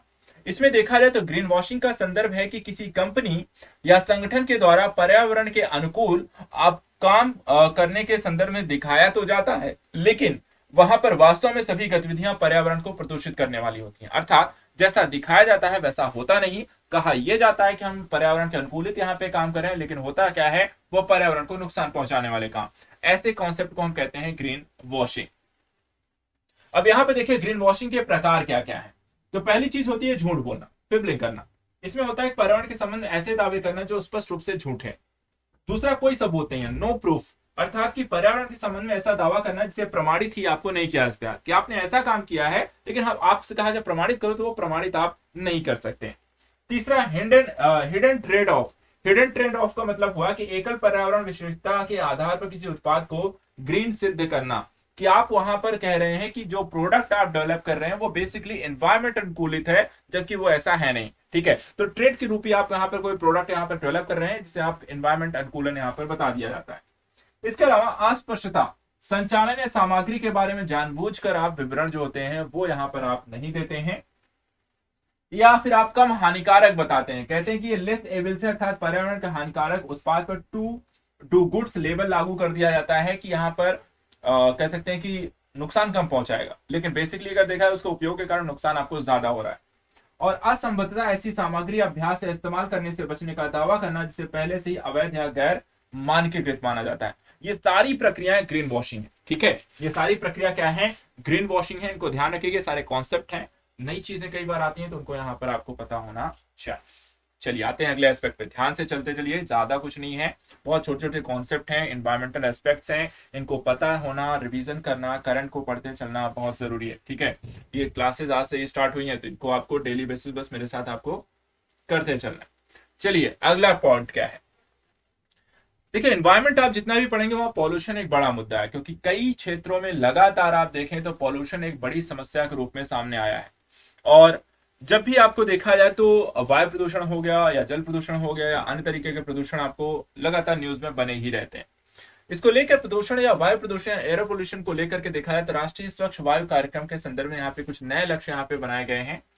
केंद्र सरकार ने 2026 तक देखा जाए तो कणकीय पदार्थों PM33 की संख्या में 40% तक कमी लाने के नए लक्ष्य यहाँ पर निर्धारित किए हैं।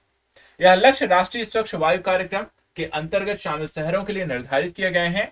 और इस संबंध में देखा जाए जो पहले 2024 में 20 से 30% की कमी करने का लक्ष्य रखा गया था और 2017 को आधार वर्ष के रूप में इसमें निर्धारित किया गया था।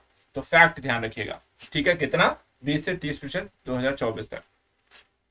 चलिए मुख्य विशेषताएं क्या है एनसीएपी की, देखिए यहाँ पर अलग अलग शहरों के लिए अलग अलग परियोजनाएं यहाँ पर आपको तैयार की गई हैं, अलग अलग उपाय इसमें बताए गए हैं। जैसे कि कुछ उपाय इसमें बताए गए हैं कि वायु की गुणवत्ता संबंधी निगरानी के नेटवर्क को मजबूत करना, वाहनों और उद्योगों से होने वाले उत्सर्जन को कम करना, इस बारे में लोगों को अधिक जागरूक करना और देश के 132 शहरों में इसे लागू करना। ये सारे जो पहलू हैं यहाँ पर आपको देखा जाए तो एनसीएपी के अंतर्गत भारत सरकार के द्वारा बताए गए हैं।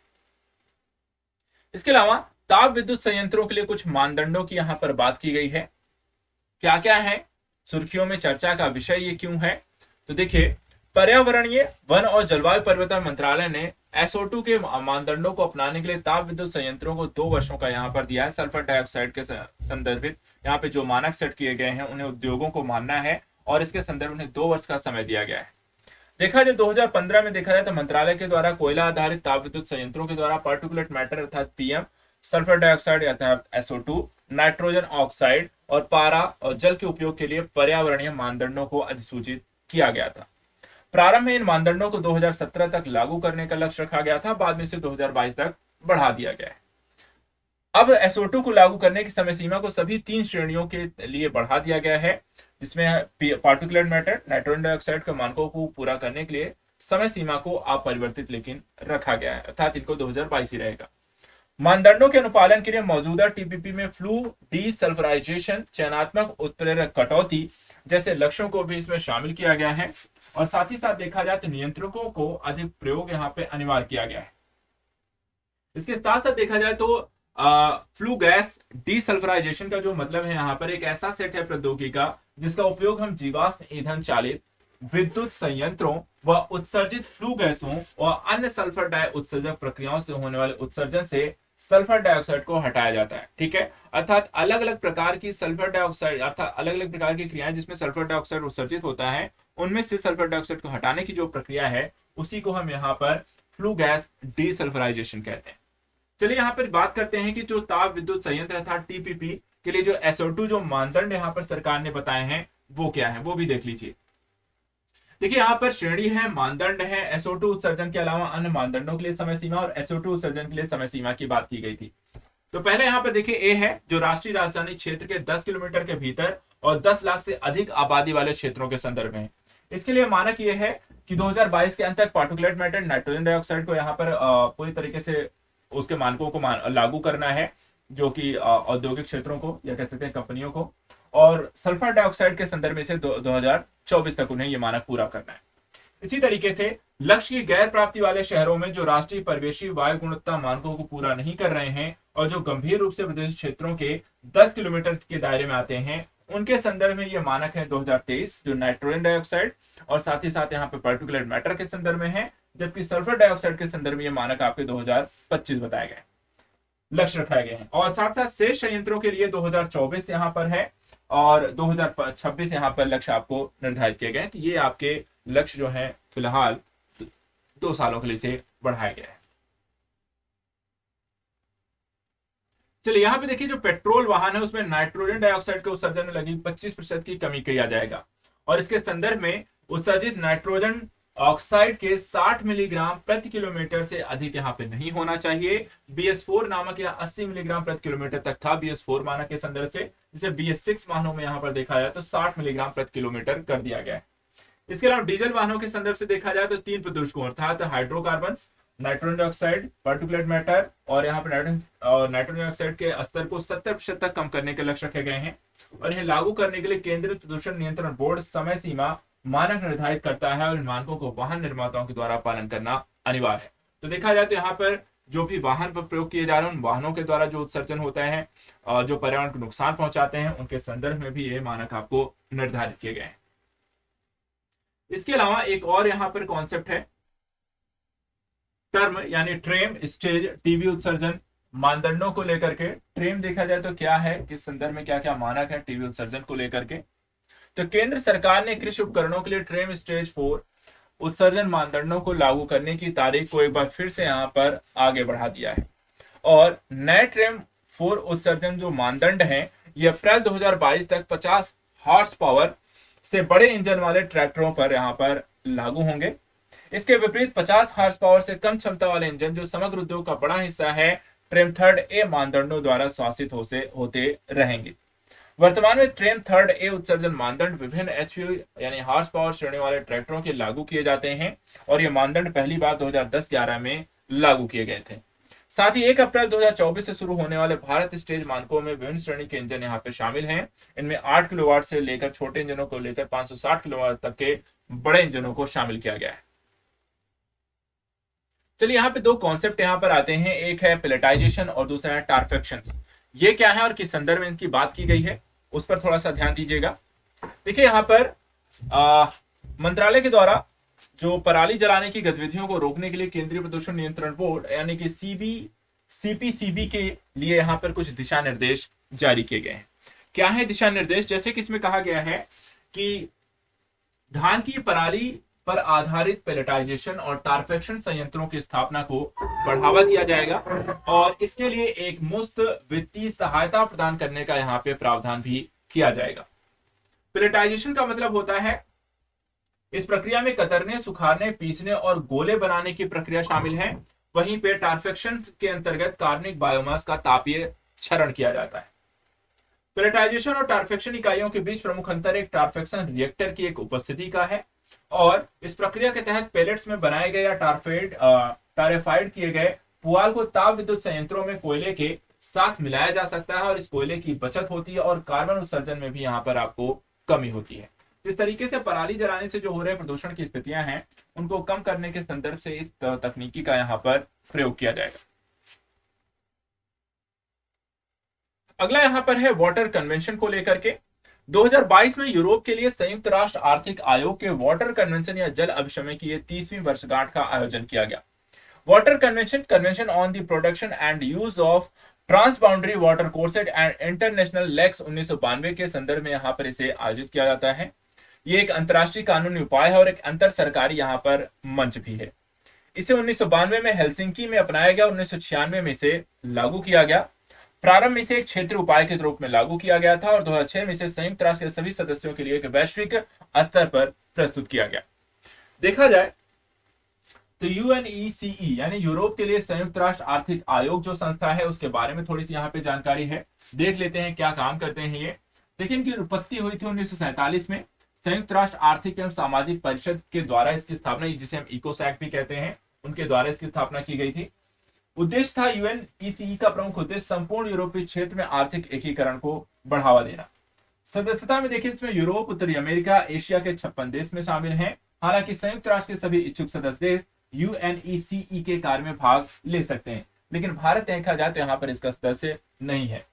अन्य महत्वपूर्ण जानकारियों के दृष्टिकोण से देखें तो पहली चीज तो यहाँ पर 5 क्षेत्रीय आयोगों में से एक है ये, और 4 जो अन्य इसके क्षेत्रीय आयोग हैं उनमें से एक है अफ्रीका के लिए आर्थिक आयोग, एक है economic and social commission for Asia and Pacific, जिसे हम ESCAP कहते हैं, लैटिन अमेरिका और कैरेबियन के लिए आर्थिक आयोग जिसे ईसी लैक कहा जाता है, और पश्चिमी अफ्रीका के लिए आर्थिक और सामाजिक आयोग जिसे ECCWA यहाँ पे कहा जाता है। इसके अलावा एक छोटी सी यहाँ पे एक जानकारी है कि हरियाणा, पंजाब, राजस्थान, दादर नागर हवेली तथा दमन एवं दीव में भूजल दोहन का स्तर यहाँ पर 100% हो चुका है। और श्रेणियां देखें, 67% भूजल आकलन इकाइयां सुरक्षित हैं, अधिदोहन वाली इकाइयों की संख्या में गिरावट दर्ज की गई है, और 14 आकलन इकाइयां अतिदोहन की श्रेणी में हैं और 4 गंभीर की श्रेणी में हैं। जो अतिदोहन का मतलब होगा जरूरत से ज्यादा, एक पर्टिकुलर एक निश्चित क्षेत्र में जल की मात्रा का यहाँ पर एक निश्चित मात्रा से जरूरत से ज्यादा यहाँ पे दोहन करना, जितना उसका संचरण संभरण होता है उससे ज्यादा आप उसका पानी को बाहर निकालने की घटना को अतिदोहन यहाँ पर कहा जाता है। चलिए यहाँ पे देखते हैं कुछ समस्याएं यहाँ पर डेवलप होती हैं भारी जल संदूषकों के कारण, अर्थात ऐसी जो धातुएं जिसके कारण यहाँ पर आपको किसी भी पदार्थ के साथ जल के साथ मिलने के कारण वो चीजें दूषित हो जाती हैं और उसका सेवन करने से आपको समस्याएं यहाँ पर हो जाती हैं, विभिन्न प्रकार की बीमारियां हो जाती हैं। उनके संदर्भ में देखा जाए तो सामान्य भूजल संदूषक और मानव स्वास्थ्य पर उनके प्रभावों के संदर्भ से यहाँ पर एक श्रेणी है आपको, जिसमें arsenic, fluoride, manganese, uranium nitrate और PFAS यहाँ पर प्रमुख भारी संदूषक है।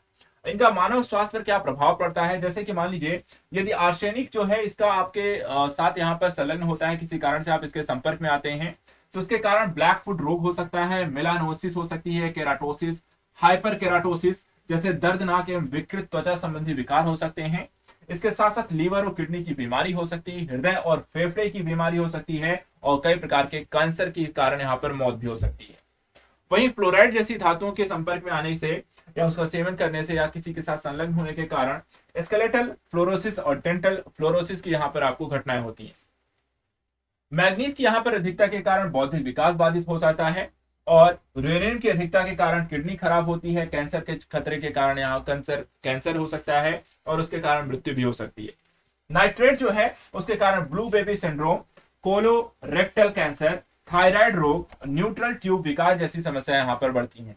और PFAS के कारण भ्रूण और स्तनपान करने वाले शिशुओं के विकास पर नकारात्मक प्रभाव, वृषण और किडनी का कैंसर, लीवर की क्षति, प्रतिरक्षा प्रणाली, थायराइड संबंधी प्रभाव, कोलेस्ट्रॉल संबंधी अन्य यहाँ पे परिवर्तन देखने को मिलते हैं। तो कई बार इस तरह के क्वेश्चन आपको काफी पूछ लिए जाते हैं कि पर्टिकुलर किसी धातु या किसी प्रकार के कह सकते हैं कि प्रदूषक के कारण होने वाले यहाँ पर समस्याएं, तो इसको लेकर यहाँ पे ध्यान रखिएगा। चलिए अगली बात यहाँ पर देखिए, पर एंड पॉलीफ्लोरो अल्कोइल पदार्थ जिसको हम PFAS कहते हैं, ये चर्चा में क्यों यहाँ पे रहा है। देखिए हाल ही में एक अध्ययन के अनुसार दुनिया भर में कई स्थानों पर वर्ष भर के जो जल है जिसको हम PFAS है वो उसके कारण आपको जल जो है दूषित हो रहा है।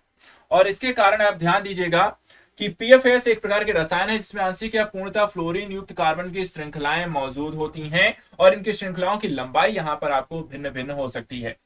कार्बन क्लोरीन के इस मजबूत बॉन्ड के कारण ये पर्यावरण में दीर्घकाल तक बने रह सकते हैं और इनके निम्नीकरण में अत्यधिक समय लगता है, और इसलिए इन्हें फॉरएवर केमिकल या चिरस्थायी यहाँ पर आपको रसायन कहा जाता है। अर्थात ये जल्दी विघटित नहीं होते हैं और इसके कारण समस्याएं ये और भी ज्यादा क्रिएट करने में सक्षम है।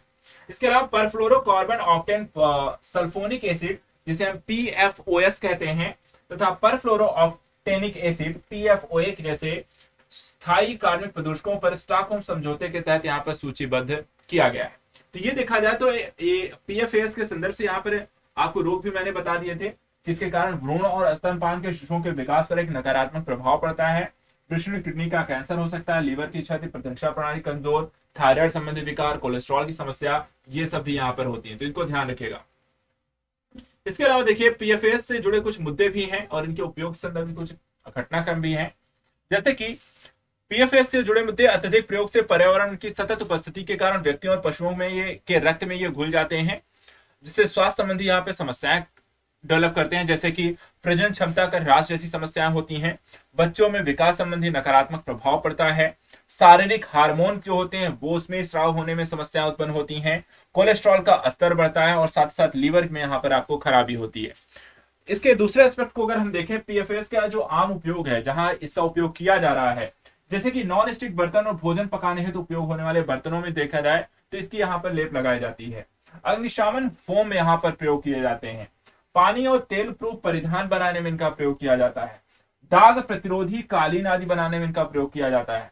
जीवनाशी, घरेलू अभिकर्मक जैसे सफाई अभिकर्मक, संसेचन स्प्रे जैसे चीजों में इनका हम प्रयोग करते हैं, और फूड पैकेजिंग में भी हम इनका प्रयोग करते हैं। तो आप जो भी यूज कर रहे हैं, देखा जाए तो आप पीएफएस के सीधे संपर्क में आने वाले कई प्रकार के उत्पादों को आज आप प्रयोग कर रहे हैं, और उसके कारण ये सारी समस्याएं आपको देखने को मिल सकती हैं। इसलिए इनके उपयोग से यहाँ पर थोड़ा सा बचें जरूर। चलिए अगला यहाँ पे कॉन्सेप्ट है एक योजना जो भारत सरकार की अर्थ गंगा योजना के नाम से लेकर आई गई है। देखिए चर्चा में यहाँ पे क्यों रहा है अर्थ गंगा को लेकर के, कि हाल ही में यमुना पे आजादी के एक अमृत महोत्सव के संदर्भ में अर्थ गंगा की अवधारणा को डेवलप किया गया है, और इसके तहत इस कार्यक्रम को राष्ट्रीय स्वच्छ गंगा मिशन की तरह ही यहाँ पे आयोजित किया जाएगा।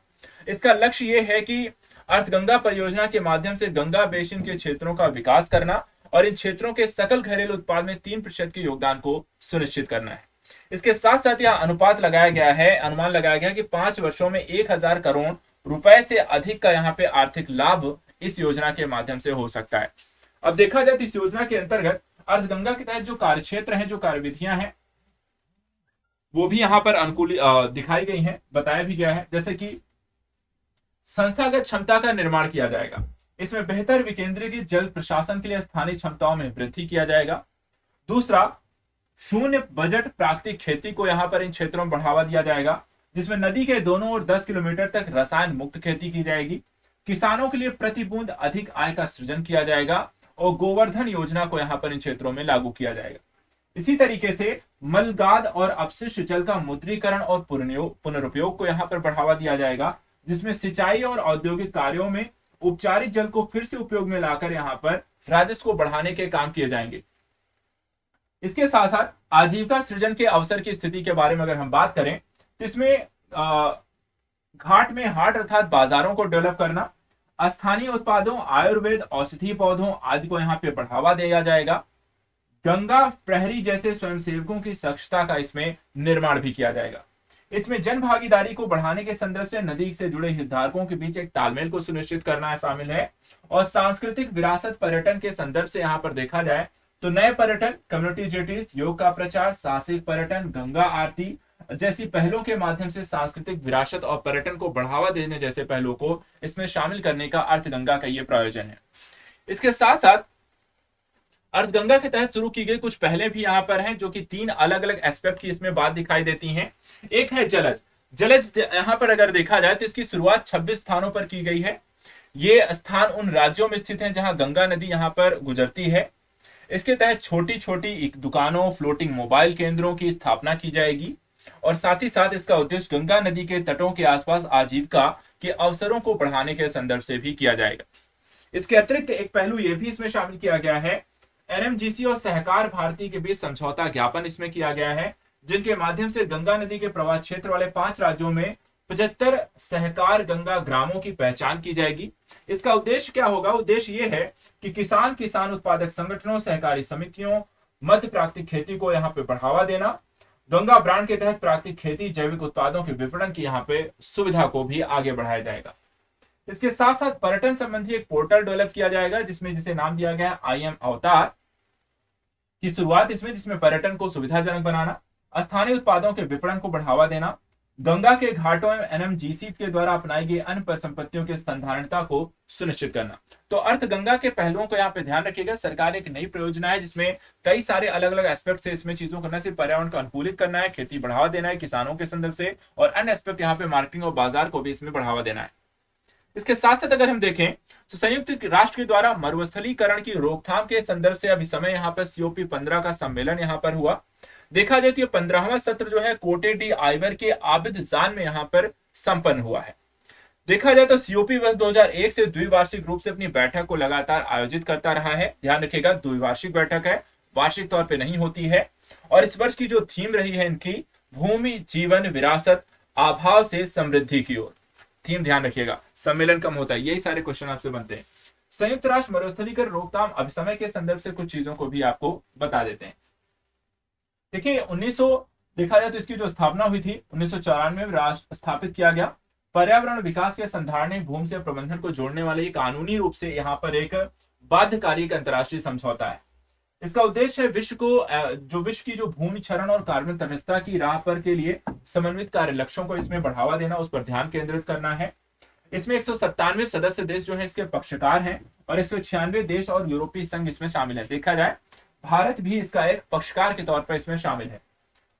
अन्य संदर्भ से देखा जाए तो किस किस तरीके कार्य यहां पर किए गए हैं। ये रियो डी जेनेरियो पृथ्वी सम्मेलन के दौरान अपनाए गए तीन कन्वेंशनों में से एक है।